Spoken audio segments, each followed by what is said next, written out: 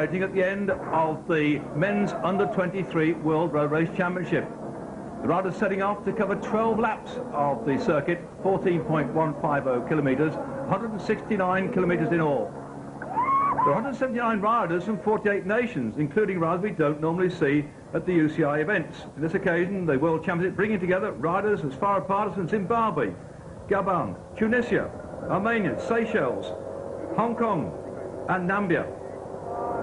But it's Britain's great rider here on the front, Tom Southam, that decided, the big tall fellow, that he go off the front and stretch his legs on lap 2.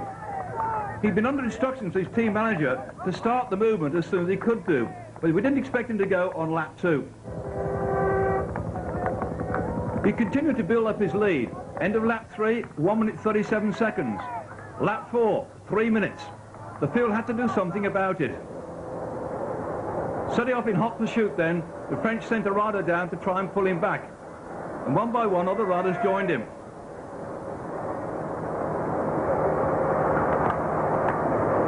Up went the riders in South Africa. And again, one of the British riders went across too to mark the move. The counter-attack had its toll on Tom. He was beginning to die on lap 7 as they came up to him. He'd been in the lead for some 69 kilometres.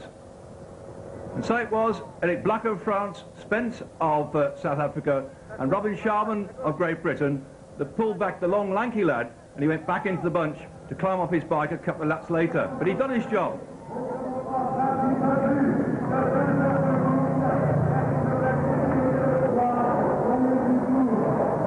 Mainfield going to the feeding station still had the leaders in sight.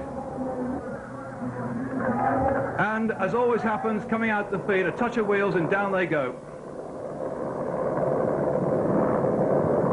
So for Tom Southam, he'd had his moment of glory, and the race was really on.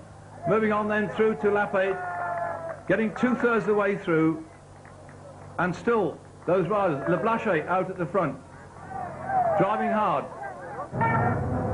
with Robin Sharman and David Spence. The gap went up to 5 minutes and 35 seconds when the Italian decided to go across and catch them. This is Bonucci. He closed the gap down in superb style. That caused reaction too from the back of the bunch then.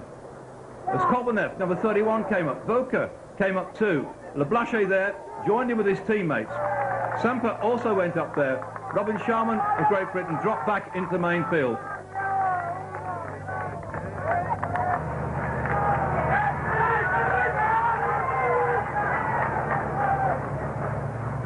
The gap was too small though, and riders kept jumping across, and particularly Alan Davis tried to close it down with Boonecroft. They've been travelling at some 42 kilometres an hour, and the main field always had them in sight. The leading 6 riders only had a 15-second lead at one particular point, and then with 42 kilometres to go, as it reformed some 11 men, this rider here decided to take things into his own hands. And going then into lap 11 with 1 to go, after lap 11 and on the bell, Petrov decided to launch his attack. He went through that final lap with just a slender lead of something like 17 seconds. It managed to increase to 35, but then a counter-attack with Alan Davis and Bonucci and Popovic began to take its effect. So Luskas, also Lithuania, coming up there. There, number 2, Bonucci. He tried earlier on to go on his own, but it was to be no effect because Petrov just stayed away from them. They had him in sight coming up the finishing straight. The man who took the gold medal in the time trial looked like he's going for gold again, and he made it. Petrov crossing the line just 4 seconds ahead of Popovic of Ukraine and Bonucci of Italy into 3rd spot. But back in the main pack, they thundered in then for the 7th place. The congestion there was for all to see, and one of the French riders was floored in the crash and finished his race in the ambulance. But for Petrov, the European time trial champion, gold medal in the time trial in the World Championship, now had the gold in the under-23 road race. Joined on the rostrum by Popiev of Ukraine in 2nd spot, Bonucci of Italy in 3rd.